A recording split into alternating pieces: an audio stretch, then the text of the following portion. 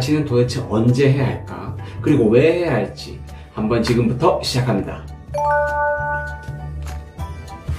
사랑니 발치를 하지 않아도 되는 경우 중에 첫 번째로요, 사랑니가 가지런하게 난 경우입니다. 자, 엑스레이 사진을 보시면요, 사랑니가 어디 있을까 싶을 겁니다.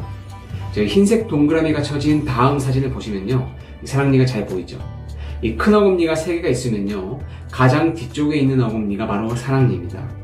이런 경우는 발치를 하지 않고 지켜보기도 하는데요, 단 제가 치과 의사를 10년 이상 하면서 이 사랑니가 워낙 안쪽에 있다 보니 올바르게 난 사랑니더라도요, 10명 중에 9명은 대개 썩어 있답니다.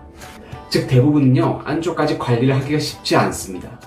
아무래도 칫솔이 가장 뒤쪽까지 들어가기가 힘들기 때문이죠. 따라서 이런 경우에는요, 치과에서 정기검진을 하시고요, 안쪽이 썩었거나 한 번씩 아플 경우에는요, 발치를 권유드립니다. 사랑니 발치를 하지 않아도 되는 두 번째 경우입니다.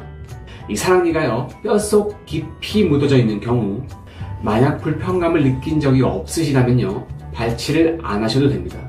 엑스레이 사진을 보실게요. 이 위턱뼈 사랑니가 아래쪽에 잇몸 뼈 상방으로 깊이 매복이 되어 있기 때문에 이런 경우는 세균이 침투하기가 힘듭니다.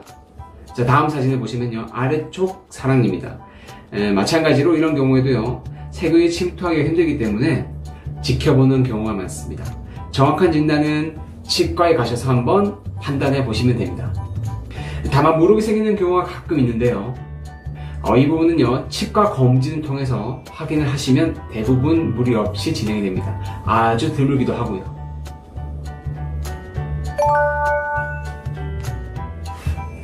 자, 그러면 사랑니 발치를 해야 되는 경우도 한번 알아보겠습니다. 첫 번째로요, 이 사진을 보시면요, 치아와 치아 사이에 이 음식물이 저축되게 됩니다. 이 잘 청소해준다고 하더라도요, 이 사이에 틈에 음식물이 끼게 되면요, 청소가 용이하지 않습니다. 이런 경우는 되게 잇몸이 붓게 되죠. 이런 경우도 발치를 해주셔야 합니다. 이 사랑니 발치를 해야 되는 경우 두 번째입니다. 이 사랑니 때문에 앞치아가 썩는 경우가 있죠. 이 사진 한번 보실게요.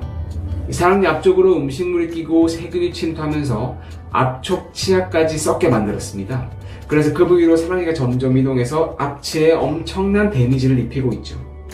이 사랑니는 아깝지 않은데요, 그 앞에 치아까지 발치하게 되면 임플란트를 해야 합니다. 너무 속상하죠, 그렇죠? 자기 치아만큼 소중한 것이 없기 때문에 꼭 미리미리 사랑니 발치를 시행하길 바랍니다. 이 사랑니 발치를 해야 되는 경우 세 번째입니다. 사랑니가 똑바로 났지만 부분적으로 맹출된 경우입니다. 이 부분적으로 노출된 경우에도 잇몸이 붓고 아플 수 있습니다. 이 붓고 아픈 증상이 두세 번 정도 증상이 반복된다면 발치를 꼭 시행해야 합니다. 이 자칫하다가는요, 이 아래 사진처럼 사랑니뿐만 아니라 앞치아까지 썩을 수가 있기 때문이죠. 그렇다면 사랑니는 왜 뽑아야 할까요? 앞에서 말씀드린 것처럼 관리가 되지 않으면요, 앞에 치아까지 썩을 수 있기 때문에 필요하다면 꼭 사랑니 발치를 해야 되고요. 이 두 번째로 음식물이 끼면서 냄새가 심하게 날 수 있습니다. 이 사랑니는요, 주로 사랑할 나이, 약 20살 때 많이 나게 되는데요, 구취가 생기면 안 되겠죠.